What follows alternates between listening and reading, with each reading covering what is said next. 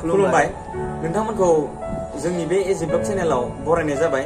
जोङो बे एजि ब्लग चेनेलनि गेजेरजों एजि कमेडि किं चेनेलनि माखासे ब्लग भिडिअ मेकिं भिडिअ बेफोरखौ नुनो मोननाय जागोन। जोंहा दा एजि कमेडि किं चेनेलाव मोनसे शुट खालामनाय दं अन्नायनि दौलें। बेखौ जोंहा दिनै नेक्स्ट डे जाबाय। मैया फार्स्ट डेआव जों आगारनो हायाखिसै शुटिंनि भिडिअफोरखौ, मानो होनबा समनि प्रब्लेम जादोंमोन। नाथाय दिनै आगारगोन। बेबो मोनसे मोननै क्लिक दं, बेखौ जोङो दा होनो हागोन। दा नोंथांमोना जोंनि बे एजि कमेडि किं चेनेलनि ब्लग मेकिंखौ नायनो गोसोब्लाथाय बे एजि ब्लग चेनेलखौ साबस्क्राइब खालामनानै ला। दा नोंथांमोना नायलांबाय थानो हासिगोन भिडिअखौ। होदो बिदिब्ला स्टार्ट। नै जोंना दा एक्ट्रिसफोरा मोनफैखाबाय। ओमफ्राय जों दा सालोंना लाग्रोसै, ओमफ्राय शुटखौ स्टार्ट खालामसै। सोरबा सोरबा सालोङा चलो डिस या थांबाय इसोरो, आंल'सै मोनहैग्रोबाय इसोरो। नै आदा रिफुला दङ, कन्टेक्ट खालामदो थांनोसै। अ माय गड सेन्देलखौनो साला बाबुनिसो गानफ्लांबाय आं। जानांगोनलै। नै मोनफैबाय, गाननोसै आं नायसोमोन। थांनो ओंखारबाय नो शुटिं लानो। गेदेरखौ आं माने केमेरामेन नङा, बिदिनो नै आदा दङ जोंहा, आदा दंफैयो केमेरामेनाव। वाव हेन्डसाम दे। बाबु गैया बेनो गाननानै दङ नेनानै एक्ट्रिसफोरखौ। जुमाय फेबाथ' गबोमोन बे जायगाया। ओरैबायदि लेथ्रा र' शुटिंखौ बहा लागोन? लानाया ना लकेसनाव मोनहैबाथाय खोन्थागोन दे आङो। लकेसनाव मोनहैग्रोसै खोन्थानोसै। आजा हिर' लांगासिनो दं। नेबाय दं हिर' लामा एसे साइड दाइलग मानसि बुंदो। आं मालाय मा बुंबावनो, मैयानि आद्रा थादों आरोना। ओमफ्राय दा जोंनि बै सिगुनबारियाव लायसिगोन आरोना आद्रा थानायखौ। आरो दंबावो जोंहा। ओमफ्राय नै नों माबाफोर रल लादों नामा? आंना दाखु औ। नै दैबाना जाबा बारजुमग्रा दलङा इनो जोंना।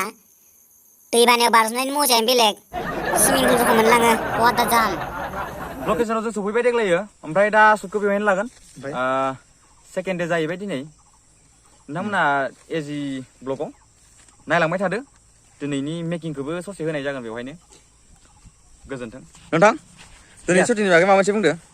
शुटिंखौथ' दा जागायनो नागिरदों। जागायनो नागिरदों ना? ओमफ्राय आरो उनाव मा जालाङो, मा सर्ट जायो। दिनैथ' सेकेन्ड शुटसो। मैया मानो हाजोबासै नोंसोरो? मैयायो एसे टेकनिशियान प्रब्लेमनि थाखाय जायासै। आदसा एसे थालांबावदो आरो।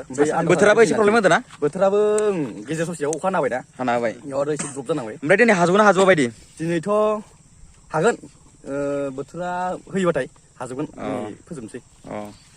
ओमफ्राय मा ओरैनो कमेडि बानायदों ना जेनेबा रमान्टिक स्टाइलनि खालामदों देग्लाय? कमेडिथ' एबारनिया जानाय नङा, रमान्टिकसो जागोन। रमान्टिक खालामदों ना? औ रमान्टिक। आसा थाबाय मोजां जागोन। दे थेंक इउ। नायलांबाय थादो। नै जोंहा गिबि खेबग्रोबाय, शुटिंखौ स्टार्ट खालामनो नागिरबाय। एक्ट्रिसा जना दंबाय नै। वाव डेन्जार खेबाय आदाया फावसायलायदो। नै जोंहा आदा बिफला फैहांदो। दुखुनि रल एसे खारबाय फैबाय, आयौ गाबबाय।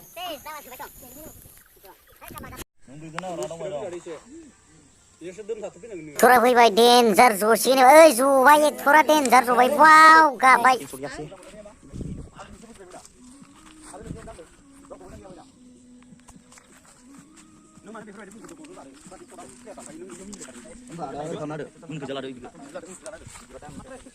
एबारनाथ' पारफेक्ट जादो।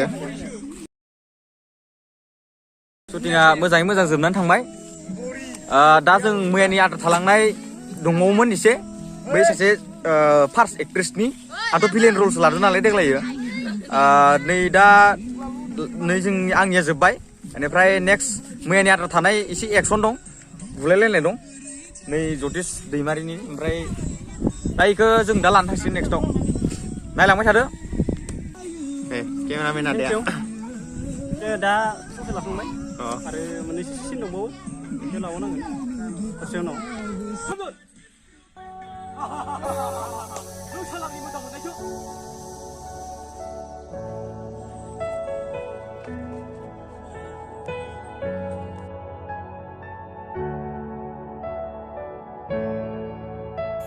नै जोंहा लकेसनाव मोनफैबाय। बेयाव एसे रमान्टिक सिन लागोन। रिहार्सेल होबाय दङ, जासिगोन। नै लासिगोन। ओइ जों आदामोन दं केमेरामेनमोन। नै जाबाय रिहार्सेला। शुटिंखौ स्टार्ट खालामसै।